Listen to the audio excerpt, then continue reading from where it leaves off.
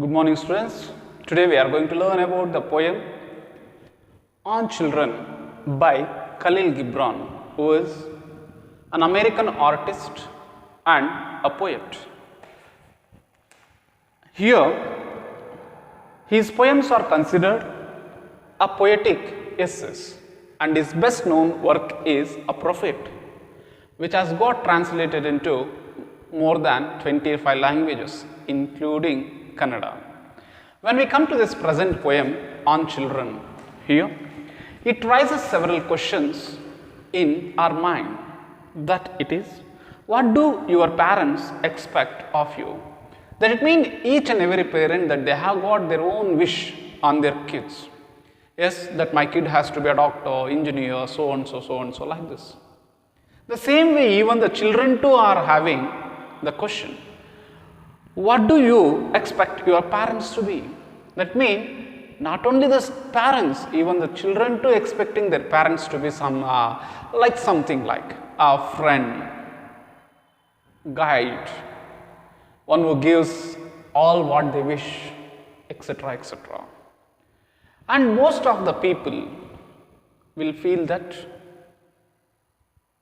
and most of the children will feel that they are under the possessive. They are under the possessive and demanding by the parents. Why? That it is simple. The parents always that they are ambitious to make their children to be something good. So, in the part of parents, though it is correct, according to students or according to children, they may feel that it is possessive. And here, in this present poem on children, a woman who held a babe against her bosom, she requested Khalil Gibran to speak a few words on children. And he said, your children are not your children. So here what happens, the first line itself, it evokes a virtual response in most of the parents who falls biologically, spiritually and emotionally instant care about their children. We choose to have them.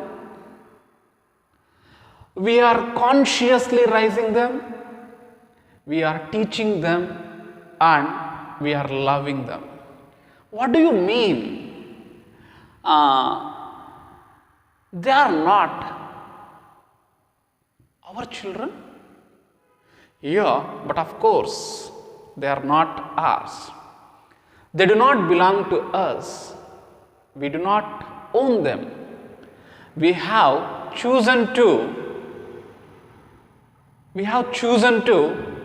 convince them, but do not own them. Here, they are having their own life, they are having their own aims, they are having their own determinations, etc., etc. They are having their own future and life, they are having their own visions. So he said that your children are not your children. That it means the parents cannot possess the children. And he continued, they come through you, but not from you. That means here, by which they come into this beautiful world. The Almighty who created the children, that He uses the parents, the medium of transport then to do the medium of transport to this beautiful world. And here, we did not design them. Being a parent, one cannot design their children to be like that, to be like this, to go on to do some such their profession, etc., etc. In spite, he says, you have given a birth and your work is completed.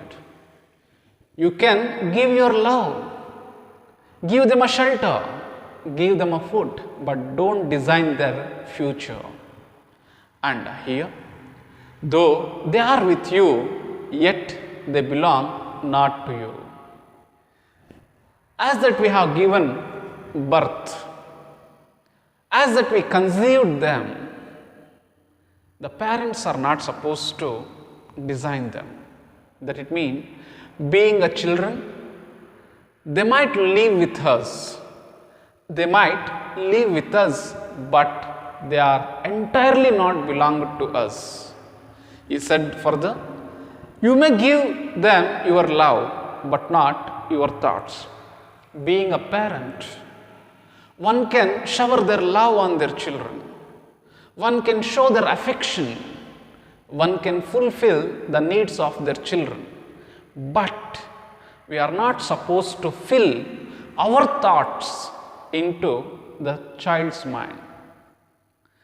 Our wish into the child's mind. We have to let the children to go on their wish, to reach their goal. They are having their own aim. They are having their own determination. They are dreaming about their own professions, so that we have to make them to reach their goals in spite of filling our thoughts, for they have their own thoughts. You may house their bodies, but not their souls. Being a parents, that we can shelter for their physical bodies, but being a parent, we have to support them to reach a goal, that's it. But we are not supposed to arrest their souls, that which is not possible actually.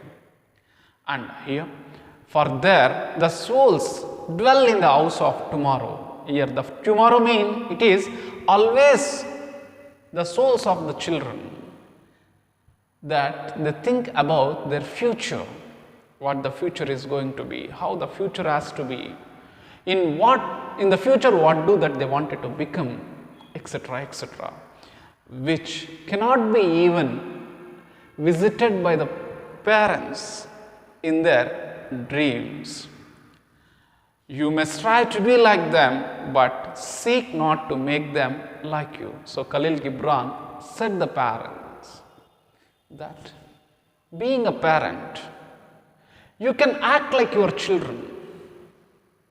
You can be a backbone to your children's dream, but never teach your children to act like you.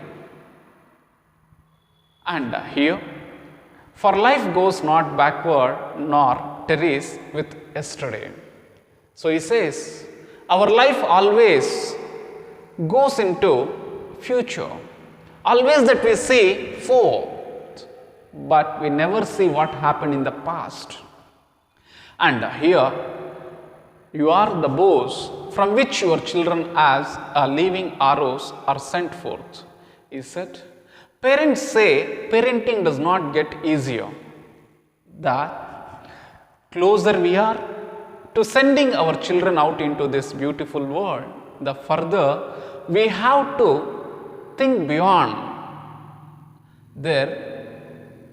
our limitations to make our children to reach their goals. So here, Khalil Gibran metaphorizes the parents must be like the bows, how the bow helps the arrow to reach its destination. The same way, the parent must work like a bow, whereas the children are metaphorized for arrows. To fulfill their ambitions, we have to act like bows to send them forth to reach their goals, to reach their determinations, aims sooner, faster. And here, the archer sees the mark upon the path of infinite, and he bends you with his might, that his arrows may go swift and far. So he says, here the archer is metaphorized for a God, the Almighty, the divine power, who has created this beautiful life, who has given us a beautiful this physical body. He always, what happens, he sees the mark upon, how the archer is going to see the mark upon the path of infinite. The same way, always the God, he supports the children, one who have got a good determination, good aim. So, here, he bends the parents of the children with his extreme support to take the burden of the children to make their goals to reach. And here, as that being a parent, whereas that we are taken up the burden of the children, where we are caring about our children, here he says, we feel a joy of, we feel a joy through the we feel a joy through the pain here. We feel a joy through the pain here because the God or the divine, the Almighty who created us all, and to be strong because our stability. That He is going to make the parents to be stable, to make their children to reach their goal. And here, for even as He loves the arrow that flies so, He loves also the bow that is stable.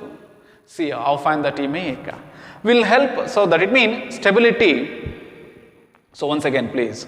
So here first we feel joy through the pain, and because the God or the Almighty who created us, and to be strong, and because our stability will help our children to fly. That it means He is making parents to be feel stable.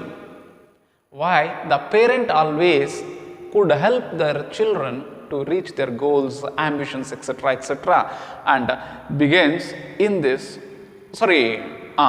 children to fly, to make them a good citizen or a good professionalist or a good something like who can do something good for the world. The same way here, when we are stable, we can make our children to reach their goal sooner.